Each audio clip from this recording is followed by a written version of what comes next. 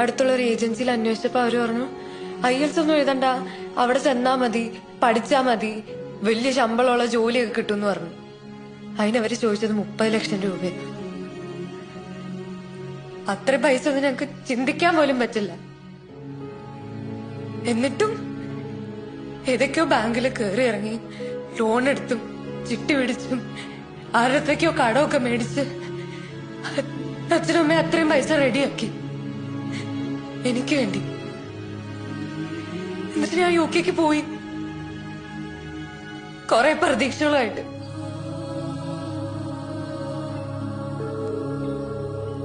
പക്ഷെ ലക്ഷക്കണക്കിന് ആൾക്കാരിൽ ഒരാള് മാത്രമായിരുന്നു ഞാൻ. ഏജൻസികൾ പറഞ്ഞ പോലെ ഒന്നും അല്ല അവിടെ. ഞാൻ എന്തൊക്കെയോ സൂപ്പർ മാർക്കറ്റിലും ഹോട്ടലിലും പാത്രം കഴുകി ടോയ്ലറ്റ് കഴുകി എന്തൊക്കെയോ ജോലി എടുത്ത് അവിടെ ജീവിച്ചത്. എന്റെ ചെലവ് പോട്ടെ, എനിക്ക് മാസം വീട്ടിലേക്ക് അമ്മയ്ക്ക് അച്ഛന് കാശ് അയച്ചു കൊടുത്തില്ലെങ്കിൽ അല്ലെങ്കിൽ ഞാൻ ഇവിടെ നിന്നിട്ട് കാര്യമില്ല. എനിക്ക് പഠിക്കാനൊന്നും പോകാൻ പറ്റിയിട്ട് പോലുമില്ല. യൂണിവേഴ്സിറ്റിയിലേക്ക് ഞാൻ ഒരാഴ്ച പോയിട്ടുള്ളൂ. എന്റെ മാനസികാവസ്ഥയും ശാരീരികാവസ്ഥയും ഒന്നും അതുകൊണ്ട് എനിക്ക് പഠിക്കാനൊന്നും പറ്റിയിട്ട് പോലുമില്ല.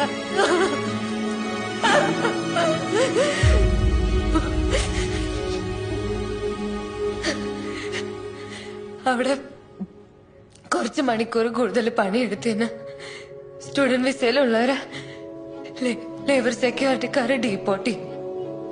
കുറെ തവണ ഞാൻ എങ്ങനെയൊക്കെ അവരുടെ കണ്ണിപ്പെടാതെ കഷ്ടിച്ച് രക്ഷപ്പെട്ടു. പക്ഷെ കഴിഞ്ഞാണ് അവരെന്നെ പിടിച്ചു. എന്നെ ഇപ്പൊ തിരിച്ച് നാട്ടിലേക്ക് അയച്ചേക്കാം. എന്നിട്ട് ഞാൻ വീട്ടിൽ പോയിട്ടില്ല. ഞാൻ ഇപ്പൊ മുംബൈയിലുള്ളത്. ഇവിടെ ഞാൻ ചെയ്യുന്ന പണി എനിക്ക് പുറത്തു വരാൻ